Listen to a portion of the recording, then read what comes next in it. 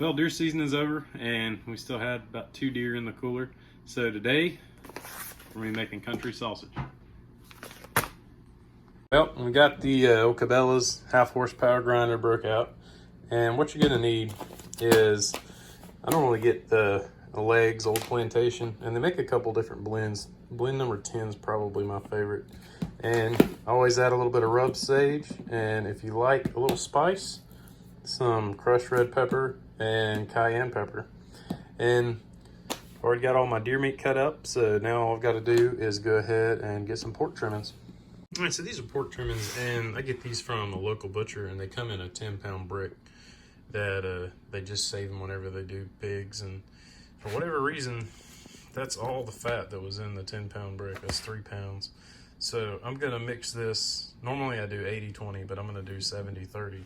So I'm gonna do 3 pounds of pork trimmings because there is some meat in there. And then I'm gonna do 7 pounds of deer meat. So there's our 3 pounds of pork. And now we've got to weigh out 7 pounds of deer. All right, we've got our 7 pounds of deer meat all weighed out here. So this is going to be equal to 10 pounds. So now what we have to do is measure out our seasoning for 10 pounds of meat. All right, so this does 25 pounds of meat. So for 10 pounds, I'm going to need 3.2 ounces.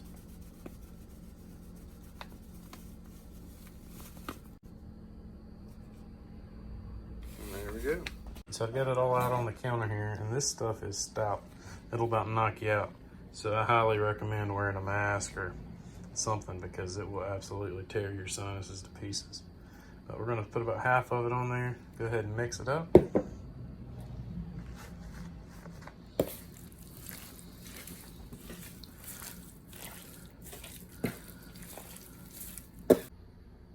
All right, so now I've got it halfway mixed up. I'm gonna go ahead and put a little heat in there.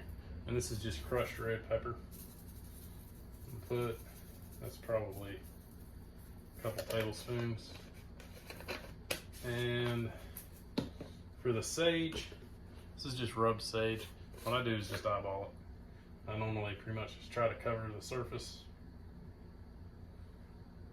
Probably for 10 pounds, probably a half a cup, quarter cup. And you don't have to put sage. I like to have a good sage flavor. So now all that's left is some cayenne pepper, and that's just the taste. If you don't want it hot, don't put much. If you like it kind of spicy, put quite a bit. That's probably a tablespoon altogether. And that'll be probably enough to give it quite a bit of a bite.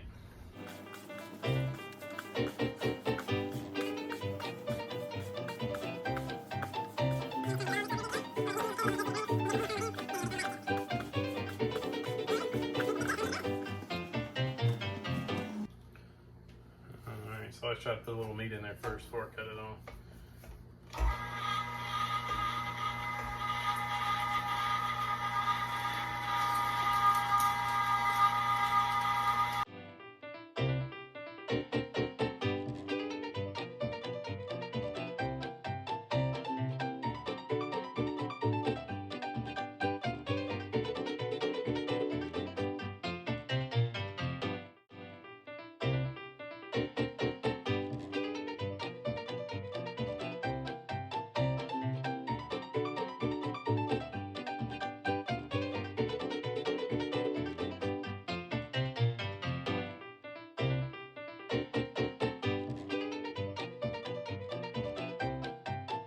All right, we got it all ground up. So now I'm just gonna mix it one more time because as you can see, there are parts, and I ran it through a, I don't know what size plate that is. It's pretty small, I think it's 1/8 inch.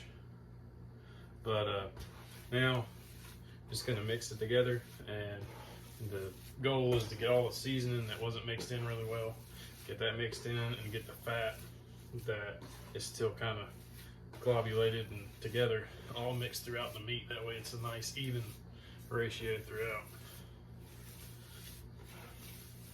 That's looking about right on the fat to meat ratio. It's going to be a little lean, but that's a good thing.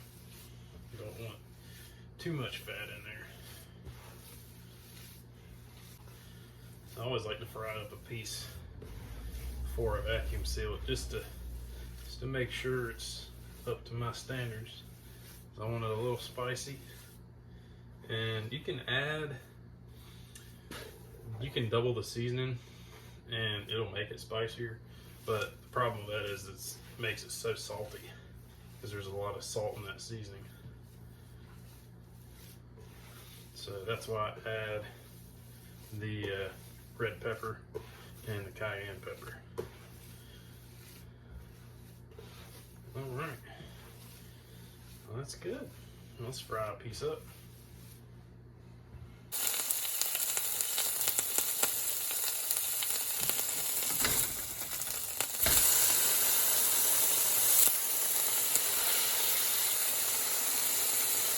All right, we got 2 pieces frying up here. Give it a try, and as you can see, even though we did the 70-30 ratio, and there was a little bit of meat, so it's probably 80-20. And you can see there's a little bit of grease coming out. There's not much. And that's kind of the way I like mine. I like it a little lean. I don't like all that fat and junk in my sausage. But a little bit healthier way to do it for sure. And you can make it a little bit fattier if you want, but at that point you might as well just grind it together. All right, well, we got it fried up. Let's go ahead and give it a try.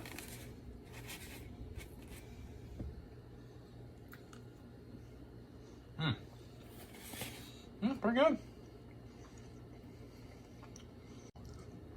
You don't really get the bite until it's about gone, but that's really good. I mean, it's got a really good sausage flavor, nice, good country sausage flavor. I think the fat ratio is about perfect for me. You could add a little more if you want it to fry a little more crisp, but kind of try to watch the cholesterol and not go crazy. Now all there is to do is go ahead and vacuum seal it up. And I used one of the older food savers, and I used to always use food saver bags, and you'd have to make them up as you went. I found these, it's upside down. I found these on Amazon, and this is the first year I've used them. And man, does it save a bunch of time. They're pre-made bags, and they're relatively inexpensive. So I'll put those in the link in the description below.